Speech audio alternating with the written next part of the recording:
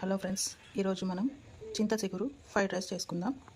దానికి కావాల్సినవి పోపు గింజలు, పల్లీలు, మినపప్పు, ఎండుమిర్చి, ఆనియన్, వెల్లుల్లి, సాల్ట్, పసుపు, కరివేపాకు, రైస్, చింత చిగురు ఆకు ఎండబెట్టినాక పొడి. ఇప్పుడు తయారు చేసుకుందాం. స్టవ్ ముట్టించాం, గిన్నె పెట్టేసుకుందాం. దాంట్లో ఆయిల్ వేసేసుకుందాం. 2 పావులు ఆయిల్ వేసుకోండి. ఆయిల్ వేడయ్యాక చింత చిగురు ఫ్రైడ్ రైస్ చేసుకుందాం. ఆయిల్ వేడైంది. ఇప్పుడు పోపు గింజలు వేసుకుందాం. జీలకర్ర, ఆవాలు,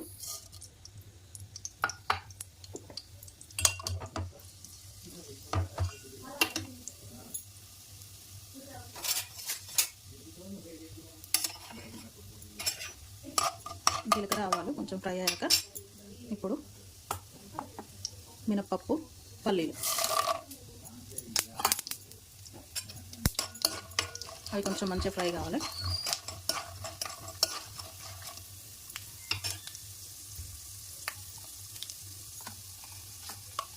అవి ఫ్రై అయ్యాక మనం ఎండుమిర్చి వేసుకుందాం.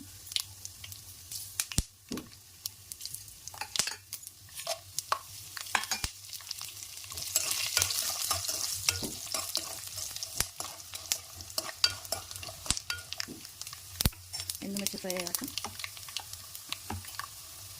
వెల్లుల్లి వేసుకుందాం.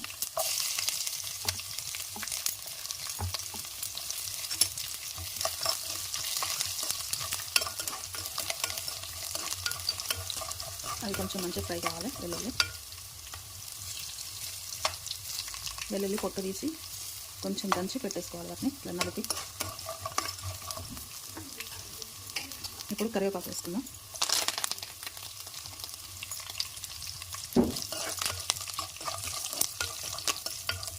కరివేపాకు ఫ్రై అయింది. దాని తర్వాత ఆనియన్ వేసుకుందాం.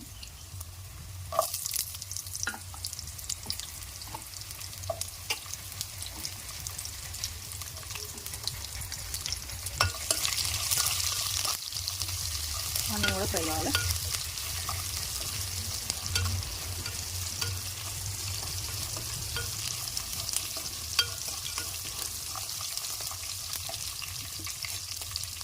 ఆనియన్ ఫ్రై అయ్యాక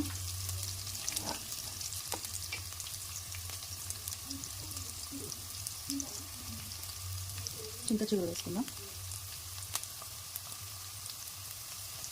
చింత చిగురు చూడండి,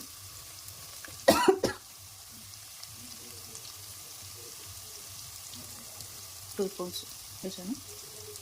ఇదొకటి 3 స్పూన్స్ వేసాను. 3 స్పూన్స్ వేసుకోవాలి, పొడి సరిపోతుంది.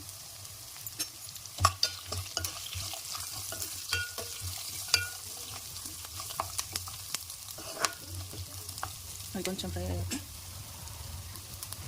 ఇప్పుడు పసుపు వేసుకుందాం.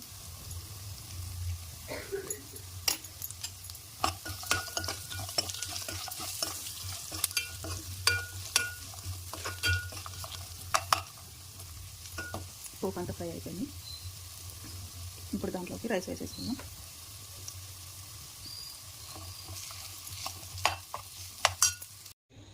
చూసారా, చింత చిగురు ఫ్రైడ్ రైస్ మిక్స్ చేసినాక ఎట్లుందో మొత్తం పోపు అంతా. ఇప్పుడు దీంట్లోకి సాల్ట్ వేసుకుందాం.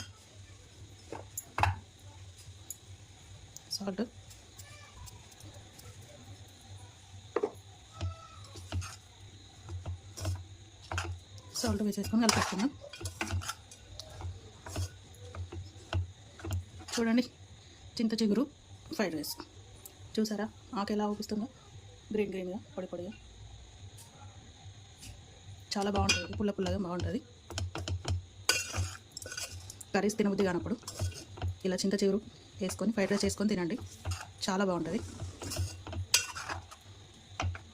పల్లీలు ఇట్లా మధ్య మధ్యలో దాక్తుంటే బాగుంటుంది. చూడండి పల్లీలు. ఓకే, రెడీ అయిపోయిందండి.